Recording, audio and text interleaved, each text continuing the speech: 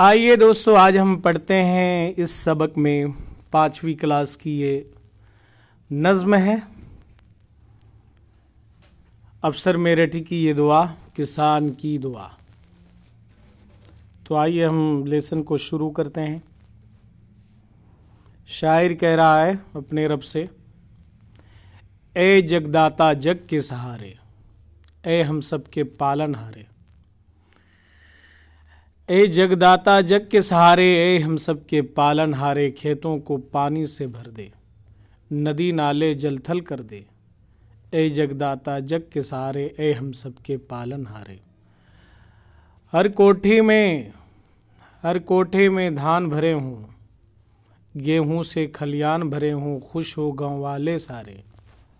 ए जगदाता जग के सहारे, ए हम सब के पालनहारे। हरियाली हो धरती सारी, हरियाली हो धरती सेरी, चारा पाएं गायें हमारी, बहने लगे फिर दूध के धारे। ए जगदाता जग के सहारे, ए हम सब के पालनहारे।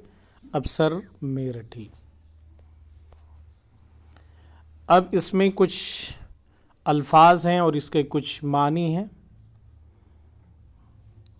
इस नज़्म में मौजूद कुछ अल्फाज जैसे कि जग है और दाता है, पालनहार है, तो इन तमाम अल्फाज जो आपको समझने में दुश्वारियाँ हों तो उसका यहाँ पे माने भी दिया हुआ है। तो ये साइड में ये लफ्ज़ है और इधर मानी है। जगदाता बोलते हैं अल्लाह, दुनिया को देने वाला। पालनहार मतलब पालने वाला, परवरिश करने वाला। जल थल कर देना यानी कि पानी से भर देना। कोठा यानी अनाज रखने की जगह, गोदाम। खलियान मतलब वो जगह जहाँ फसल काट कर रखी जाती है। अब यहाँ पर अगर हम देखें तो पूरी इस नज़्म का ख़ुलासा यहाँ पे होता है।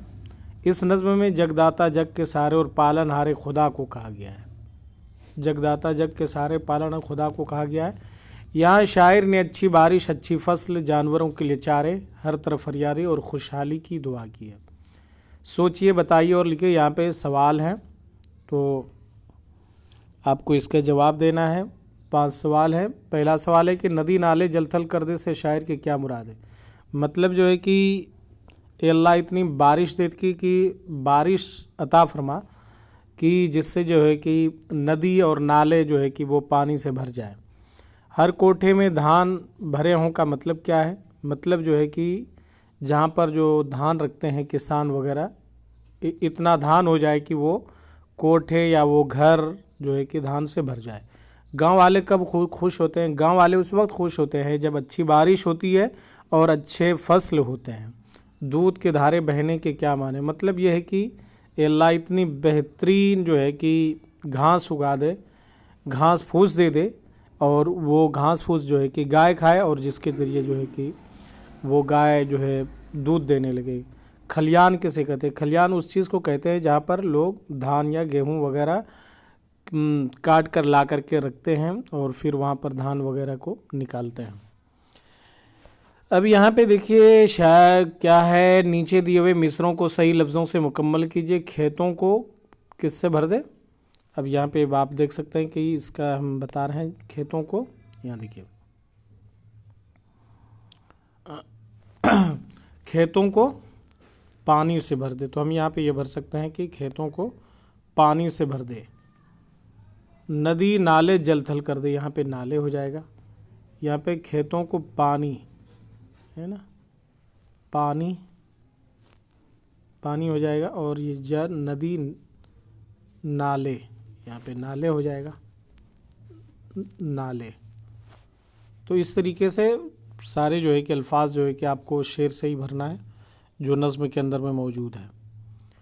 नीचे दिए हुए लफ्ज़ों से जुमले बनाएं और खाली जगह में लिखें।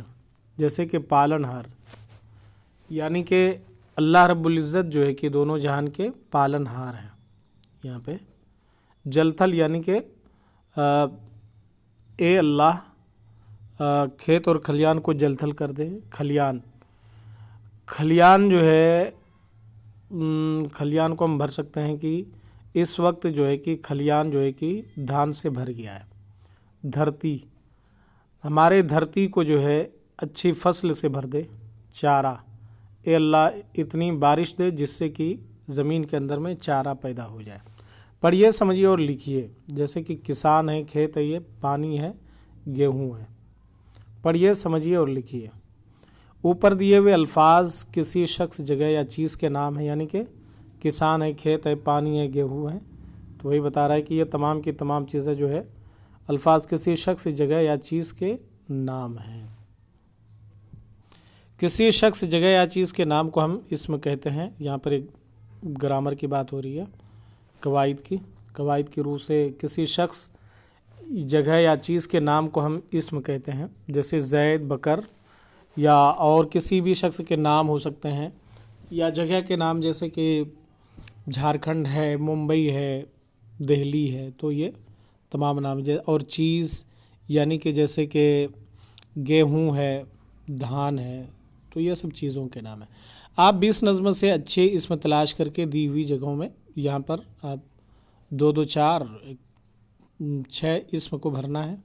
कोई भी यहाँ से आप उठा सकते हैं इस नज़्म में से। जैसे कि यहाँ पे आप भर सकते हैं नदी, है ना, और इसी तरीके से कोठा। तो ये तमाम चीज़ों को आप यहाँ पर भर सकते हैं।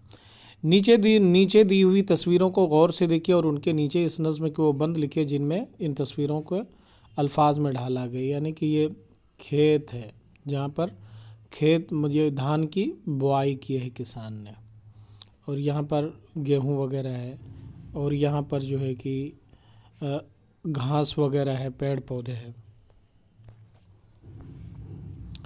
अब यहाँ पर देख, मिसाल के मुताबिक नीचे दिए हुए लफ्ज़ों की जमा बनाई। जैसे कि बच्चा है, तो मिसाल बच्चा यानी कि बच्चों या बच्चे। कोठा, कोठे भर सकते हैं, कोठों। नदी, नदियाँ, नदियों। लाठी, लाठी, लाठियाँ। ये सब किताब, किताबें। तो इस तरीके से हम यहाँ पर भर सकते हैं। नज़्म के मुताबिक नीचे दिए हुए लफ्ज़ों के जोड़े बनाकर लिखे, यानी कि जग प्लस दाता, जगदाता। इसी तरीके से नदी प्लस खेत, नदी। और इसमें जो है कि अगर यहाँ भर दिया जाए तो नदियाँ हो जाएगा, खेत से खेतियाँ हो जाएगा। तो इस तरीके से हमें यहाँ पर भर देना है। नीचे दी हुई तस्वीरों को पहचानिए और उनके नाम लिखिए। ये सब क्या है? ये तो समंदर है, और समंदर के अंदर में स्टीमर लगा हुआ जहाज़ है, और ये जो है गेहूं का जो है दरख्त है। गेहूं नहीं, ये धान का दरख्त है ये, और ये गेहूं का दरख्त है, और ये गाय वगैरह है।